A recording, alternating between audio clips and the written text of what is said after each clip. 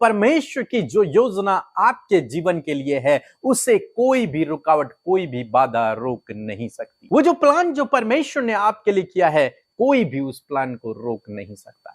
कोई भी उस प्लान को रोक नहीं सकता। चाहे आपके जीवन में कितनी भी बाधाएं, कितनी भी रुकावटें आ जाएं, लेकिन परमेश्वर उन सब में आपके लिए भलाई को उत्पन्न कर सकते हैं।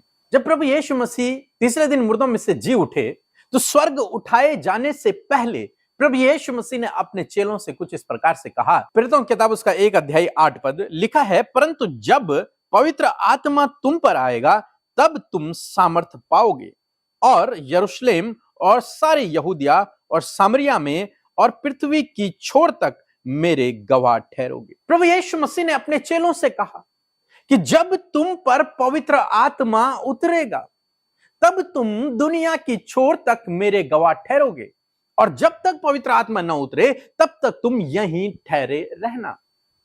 और वे सभी लोग, चेले लोग, एक कमरे में इकट्ठे थे और वहां प्रार्थना कर रहे थे, और पवित्र आत्मा उनके ऊपर आग की लपटों के समान उतरा। वे अन्य अन्य भाषाएं बोलने लगे, उनके अंदर सामर्थ्य आ गई।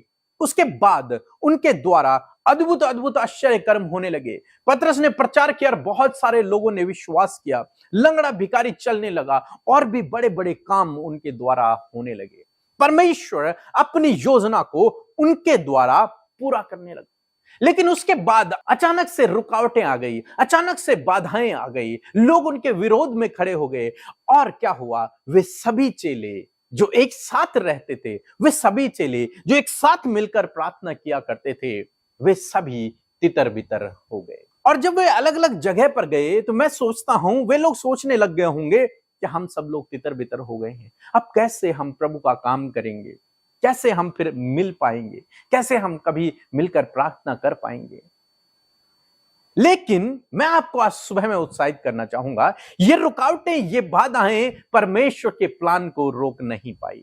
विरोधी लोग उठ खड़े हुए, उन्होंने उन्हें जेल खानों में डाल दिया, उन्होंने उन्हें बेटे मारी, उन्होंने उन पर कोड़े मारे, उन्होंने उन्हें देश से निकाल दिया, उन्होंने उन पर पत्थर मारे। लेकिन परमेश्वर ने इन सब से अपने चेलों के लिए भलाई को उत्पन्न कर दिया। उसके बाद वे लोग उन जगहों को छोड़कर और आगे बढ़ने लगे और आगे बढ़ने लगे। जहां से उनका विरोध होता वो और आगे जाते, सुसमाचार प्रचार करते। वहां उनका विरोध होता वो और आगे जाते, सुसमाचार प्रचार करते। और इस कारण से उन 12 चेलों ने पूरी दुनिया में यीशु के नाम का प्रचार कर दिया। यीशु ने कहा, जब तुम पर पवित्र आत्मा उतरेगा, तब तुम मेरे गवाह ठहरोगे और पूरी दुनिया की छोर तक तुम मेरे गवाह ठहरोगे। परमेश्वर की योजना थी अपने उन 12 चेलों के द्वारा उसका सुसमाचार दुनिया की छोर तक फैले, और प्रभु ने उनके जीवन में उसे पूरा किया। पहले कहा तुम पर पवित्र आत्मा उतरेगा, वो भी प्रभु ने पूरा किया। दूसरा कहा कि तुम दुनिया की छोर तक मेरे गवाह ठहरोगे। लेकिन कैसे वो गवाह ठहरेंगे? वो तो वहीं रहते हैं, सब लोग मिलके रहते हैं, सब लोग प्रार्थना करते हैं। उन्होंने तो योजना नहीं बनाई कि हम दूसरे देश में जाएंगे, उन्होंने कुछ भी योजना नहीं बनाई। वे सब एक साथ में हैं। तभी उनके जीवन में विरोध उत्पन्न हो गया, तभी उनके जीवन में रुकावटें, बाधाएं आ गई, समस्याएं आ गई, जिसके कारण परमेश्वर ने उनके लिए इस बात से भी भलाई को उत्पन्न कर दिया। और वे लोग फिर आगे बढ़ने लगे, वे लोग फिर सुसमाचार को लेकर अलग अलग जगहों पर जाने लगे, और आज यहां तक प्रभु का नाम पहुंच गया।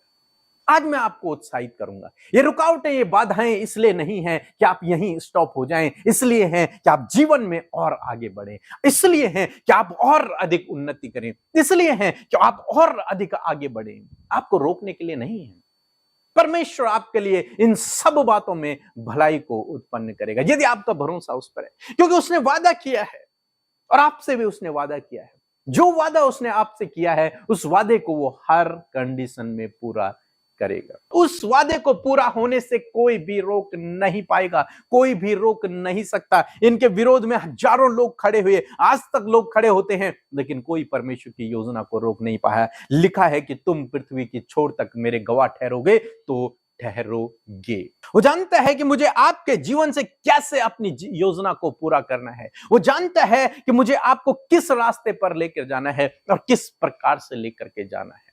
इसलिए अपना भरोसा उस परमेश्वर पे बनाए रखें। यदि आप विपरीत समय में हैं, यदि आप विरोध से होकर गुजर रहे हैं, यदि रुकावटें जीवन में हैं, बाधाएं जीवन में हैं, तो ये ना सोचें कि ये सब मुझे पीछे धकेल देंगे, ये सब मुझे डुबा देंगे, ये सब मुझे हानि कर देंगे। नहीं, परमेश्वर पर यदि आपका भरोसा है तो इन सब से प्रभु आपके लिए भलाई को उत्पन्न करेगा। इन्हीं रुकावटों के द्वारा, इन्हीं बाधाओं के द्वारा आप जीवन में आगे बढ़ोगे, एक नए लेवल पर आप जाओगे, एक नया थॉट प्रभु आपको देंगे, एक नया आइडिया प्रभु आपके जीवन में डालेंगे। वहां से चेलों के मन में आया, क्यों ना हम आगे बढ़े, क्यों ना हम दूसरे देश में जाएं, क्यों ना हम अन्य जातियों के पास जाएं और प्रभु का नाम फैलाएं। और पवित्र आत्मा ने उन्हें गाइड किया, पवित्र आत्मा ने उनकी अगुवाई की और वे धीरे धीरे बढ़ने लगे और प्रभु का नाम हर एक देश में, दुनिया की छोर तक ले जाने लगे। आज सुबह में मैं आपको उत्साहित करूंगा, जो वादा परमेश्वर ने आपसे किया है उस वादे को परमेश्वर पूरा करेगा। 100% परमेश्वर पूरा करेगा। चाहे आप इस समय विपरीत समय में हैं, लेकिन भरोसा रखें, वो इसी विपरीत समय को आपके भलाई के लिए यूज करेगा, आपकी उन्नति के लिए यूज कर देगा। यूसुफ विपरीत समय से गुजर रहा था, जेल में था, वहां परमेश्वर ने उस जेल को ही उसके लिए आशीष का कारण बना दिया।